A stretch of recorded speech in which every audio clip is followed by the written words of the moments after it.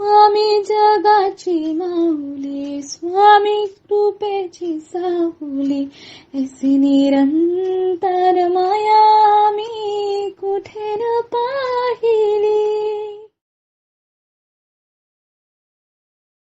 श्री स्वामी समर्थ. सर्व मित्रमैत्रिणींचे आपल्या श्री दत्त अनुभूती परिवारामध्ये सहर्ष स्वागत आहे. स्वामींची कृपा तुमच्यावर निरंतर राहू दे.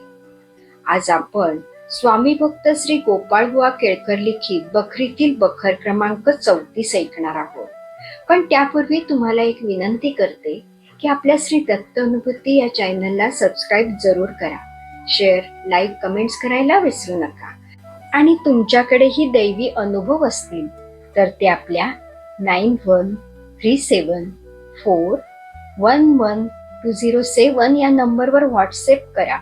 आपण ते हजारो भक्तांपर्यंत पोहोचूया, भक्तीचा प्रसार करूया आणि आनंद पसरूया. श्री स्वामी समर्थ.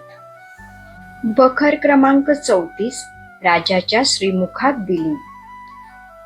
श्रीमंत मालोजीराव यांना श्रींनी चमत्कार करून दाखविल्यावर त्यांची भक्ती स्वामींचरणी घडून ते दर गुरुवारी श्रींची स्वारी ज्या ठिकाणी असेल त्या जागी दर्शनाला जात असत. याप्रमाणे पुष्कळ दिवस चालले होते. एके गुरुवारी राजा हत्तीवर बसून दर्शनास आला. श्रींना पाहून तो खाली उतरला व अनवाणी महाराजांजवळ गेला. श्रींच्या चरणी मस्तक ठेवल्यावर श्री स्वामींनी फाडकन त्यांच्या श्रीमुखात भडकावली. राजाच्या डोकीवरील पागोटे एकीकडे जाऊन पडले व राजा फार भयभीत होऊन थर थर कापू लागला व हात जोडून स्वामी महाराजांपुढे उभा राहिला. हुजऱ्याने राजाचे पागोटे आणून राजाच्या मस्तकी घातले. स्वामी महाराज रागाने राजाला म्हणाले, तुझे मोठेपण तुझ्या घरात, येथे मोठेपण कशाला पाहिजे? गाढवा, असे राजे आम्ही पुष्कळ बनवतो. अपराधाची क्षमा असावी म्हणून प्रार्थना करून राजा परत गेला. पुढे दर गुरुवारी महाराजांची तब्येत कशी आहे हे पाहून राजा दर्शनाला जात असे. मग वाहन, मेणा वगैरे लांब स्वामी महाराजांना न दिसेल अशा जागी ठेवून मग राजा पायी दर्शनात जाई. असे स्वामी महाराजांचे उग्र तेज होते.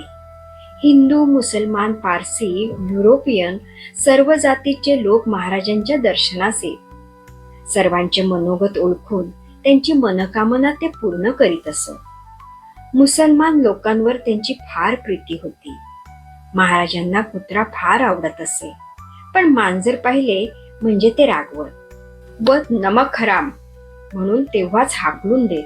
गायीवर स्वामी महाराजांची फार प्रीती होती आणि कोणी झाडाची फांदी किंवा पाला तोडू लागल्यास त्यांना फार राग येई. येथे बखर क्रमांक 34 समाप्त होते. श्री स्वामी समर्थ.